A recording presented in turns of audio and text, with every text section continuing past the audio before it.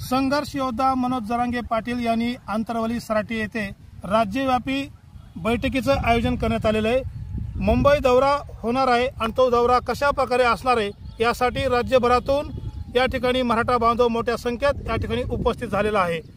असं असताना सुद्धा आज सकाळी दिवस जेव्हा उगवला आणि अभिजित लोमटे डिजिटल मीडियाचे अध्यक्ष यांच्या मोबाईलवर एक ईमेल आला आणि मेसेज आला आणि मेसेज काय आहे म्हणून मी व माझा सहकारी अभिजित लोमटे यांनी पाहिला तर त्यामध्ये सकाळी सकाळी आनंदाची बातमी मिळाली की अभिजित लोमटे यांचं आंतरवाली सराटीमध्ये पाऊल पडताच मनोज जरांगे पाटील यांचं दर्शन होताच त्यांना एक आनंदाची बातमी मिळाली की भारतीय काँग्रेस पक्षाच्या तालुका अध्यक्षपदाची निवड करण्यात आल्याबद्दल त्यांचं हार्दिक हार्दिक अभिनंदन असं प्रदेश कार्यालयातून पत्र प्राप्त झालं।